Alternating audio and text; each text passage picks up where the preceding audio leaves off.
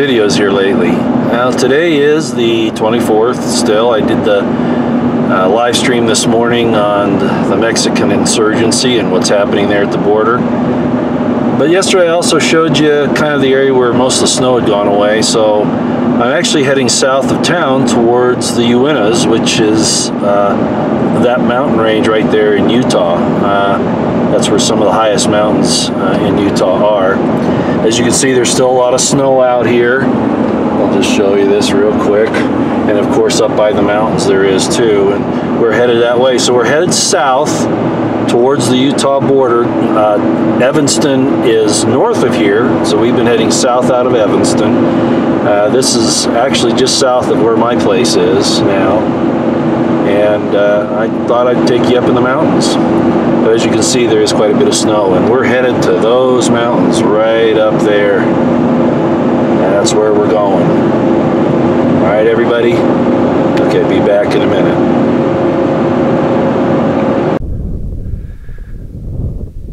Well, I'm just south of Evanston now. I'm traveling down to the Uintas. I'm going to show you where I go. And I thought I'd come by Sulphur Creek Reservoir. Now it's April 24th, and this is a freshwater reservoir, of course, and the wind is blowing. I do have a windsock on my mic, but it'll probably still get through. But look at that. It's still frozen over. It's starting to thaw, but this ice probably got, a foot thick, maybe 2 feet on this reservoir.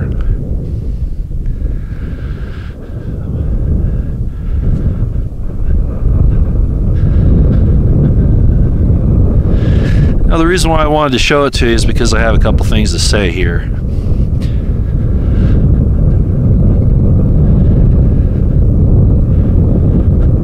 Little boat ramp, but you can see, I mean, this is serious. This was serious ice. Take you right down to the water edge here. Look at this. There were snowmobiles and cars out there, but not today, not now. It is thawed way too much to risk that now. Why did I want to show you this? Well, because I think it's interesting, first of all. Second of all, I used to come here with my wife a lot, and this is the first time I've been back since she died. First time. As you can tell, I'm trying to patch things up here, trying to, be courageous enough to go back to places where I just couldn't go before. It's hard to lose someone, especially someone you love that much. And she's not the only one I've lost, of course, so I'm not going to go into that. My brother, a daughter, both parents, a former wife, good friends. So why do I bring that up? I'm going to turn this around, so hold on a minute. Sorry about that. Let's see if this will work. I hope so.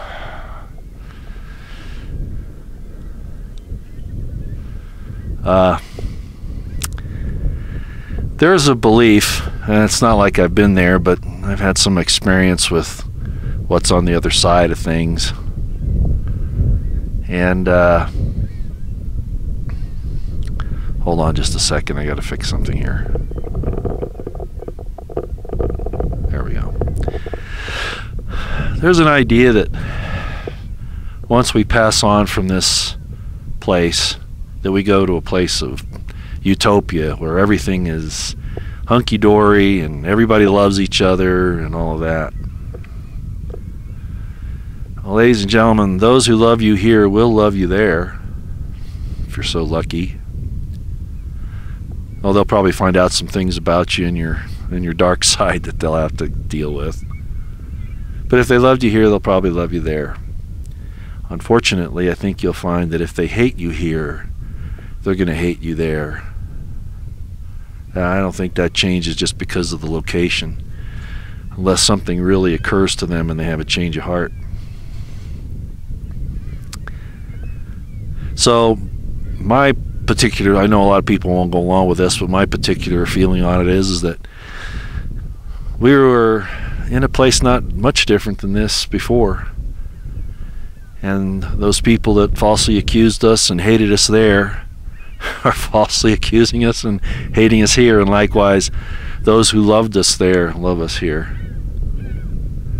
Oh, that's going to be very foreign to a lot of people, and they'll say, oh, that's a Mormon idea. Nah, there's some evidence of that in the other spiritual, scriptural, religious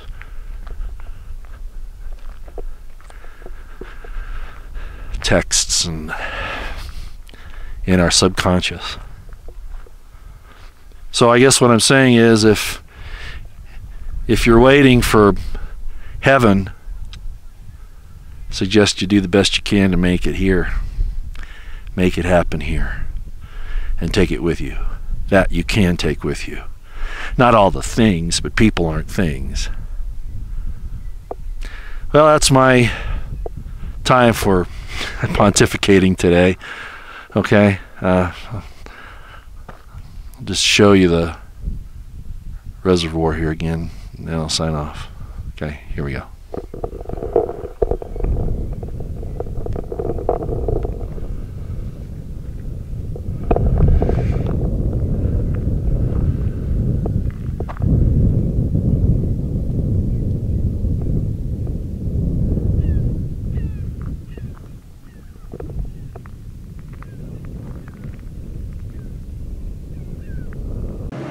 Okay, like I said, you know, Evanston isn't far from the Utah border, and we are there now. I'm crossing over into Utah, and right ahead of us, those mountains right over there, if you can see them, that's the north slope of the Uintas.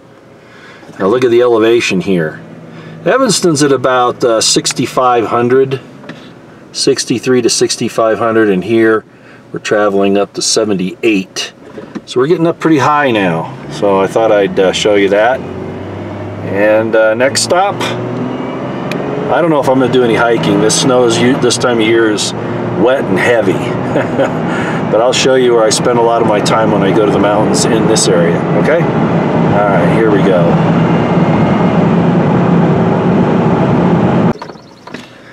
Alright, well, it's as I thought. You know, there's still a lot of snow up here.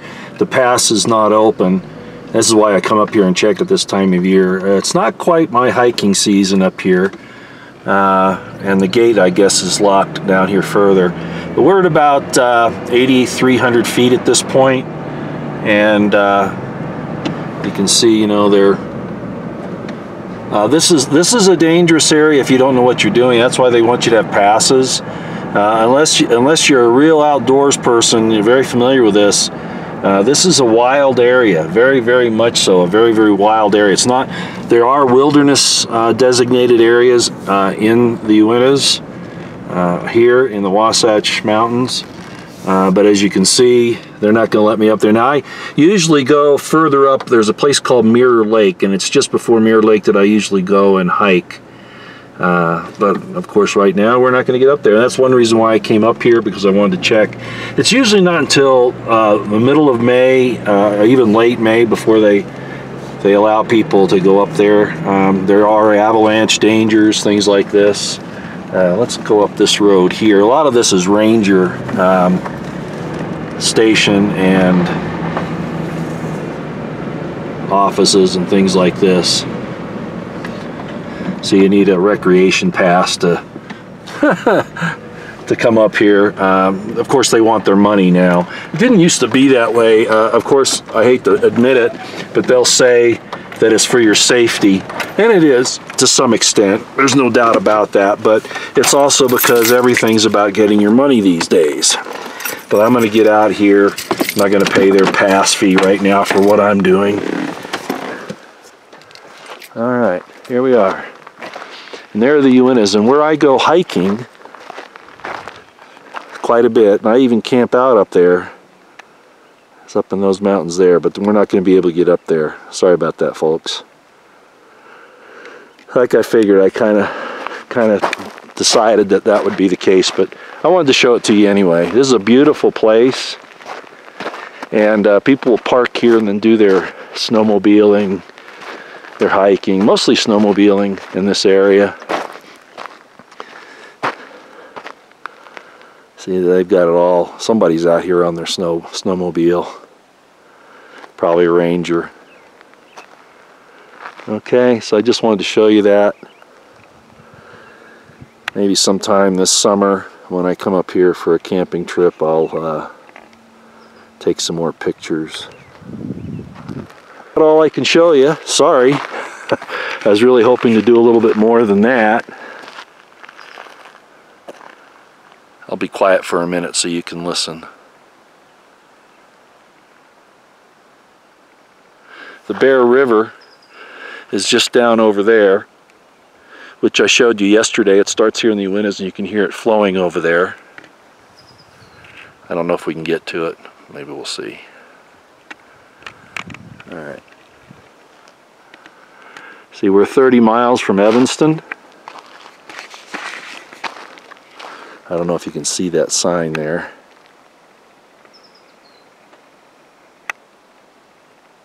Yeah, I can't even see it. It's just too bright. About 30 miles from Evanston. Alright. Like I say, the Bear River's down there. I don't know if you can hear it with the sound of the car.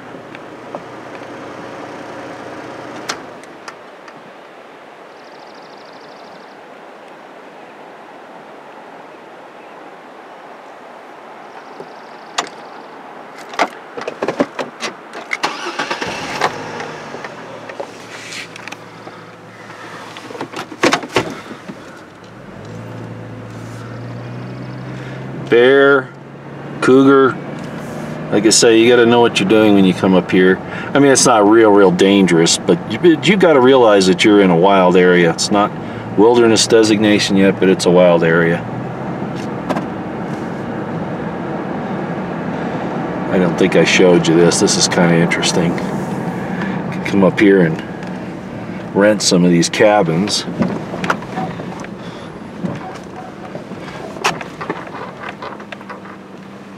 These are log homes. I guess they build them for you, but I guess they rent them out also. I don't know what the cost is. I've never done it. When I come to the mountains, I don't get in a cabin. I camp out in a tent. You know. So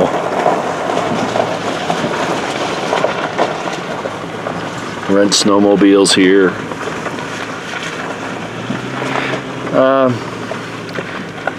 It'll be, like I say, probably another couple of weeks before they actually open up the pass. It goes all the way over to Camas, Utah.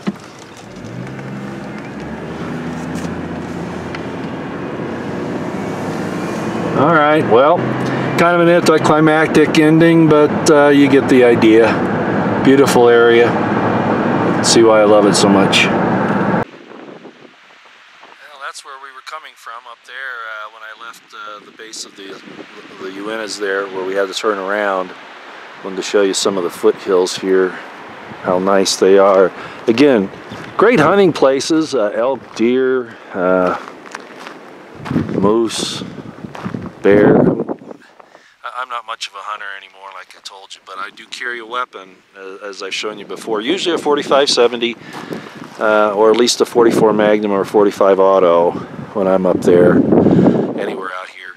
Out in the plains areas, desert, I'll take my AR-15, you know, for various reasons. Now, there's wind blowing here, so you're going to hear that in the track, and I apologize, but I kind of want you to hear it.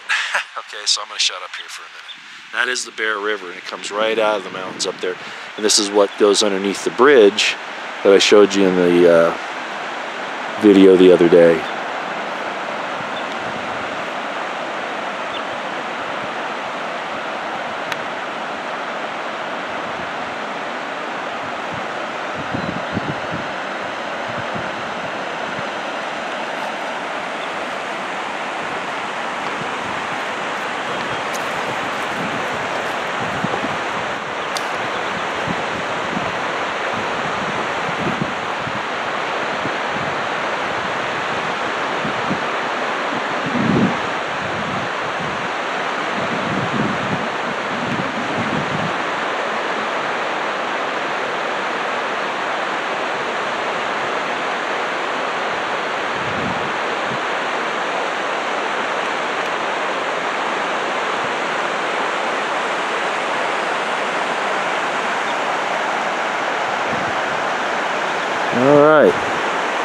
closing down once again.